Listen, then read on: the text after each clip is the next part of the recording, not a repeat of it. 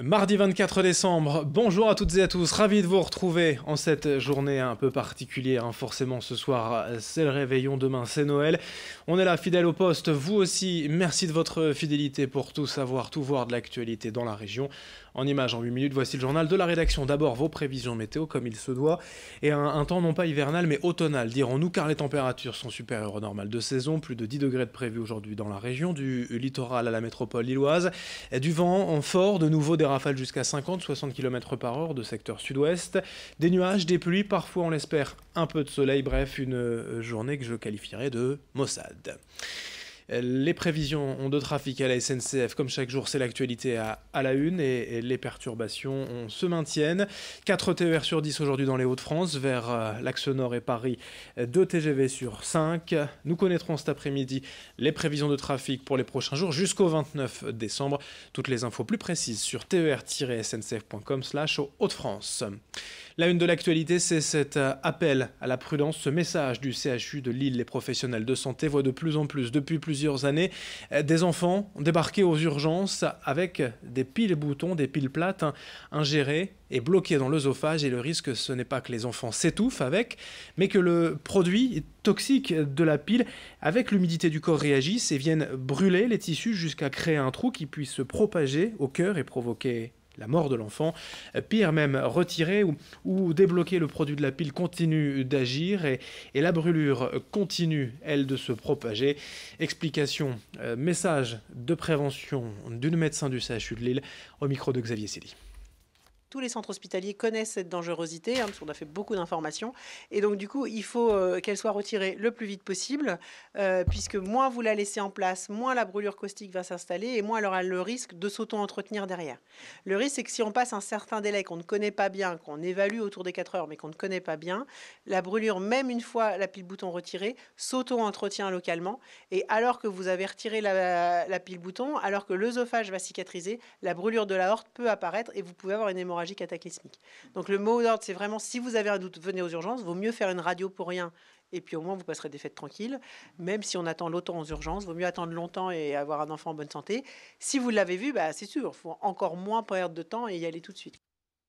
Le message, c'est donc bien avant cela d'anticiper, de prévenir vos enfants de tout risque d'ingestion en vérifiant bien les jouets électroniques, les compartiments de piles, qu'ils soient complètement fermés, inaccessibles aux enfants.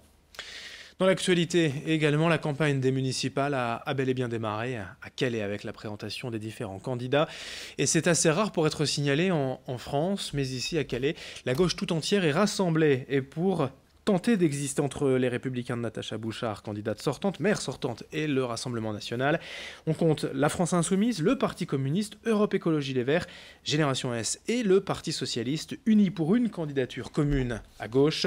Le candidat à la tête de liste n'a pas encore été officiellement déclaré, mais les réunions publiques s'enchaînent déjà. Ils étaient une centaine de militants la semaine dernière au bowling de Calais, derrière la gauche calaisienne tout entière rassemblée. Écoutez l'une des porte-paroles du mouvement de gauche à Calais pour l'instant, au micro de Morgane Rélan. Nous sommes partis d'un constat, celui que les habitants voulaient une politique qui aille au-delà des partis politiques. Et c'est la raison pour laquelle nous avons mis en place ce collectif citoyen Respirer Calais 2020. De nombreux citoyens nous ont déjà rejoints dans le collectif, avec leurs compétences, avec leurs envies, avec leur volonté. Et c'est ce qui fait la richesse de ce collectif. Mardi 24 décembre, on enchaîne avec l'esprit de Noël, bien évidemment, et les bons plats, le bon repas que vous allez peut-être faire chez vous avec votre famille, vos amis ce soir ou demain pour Noël. Foie gras, boudin, saumon, escargot, dinde et autres plaisirs exceptionnels sur votre table ici.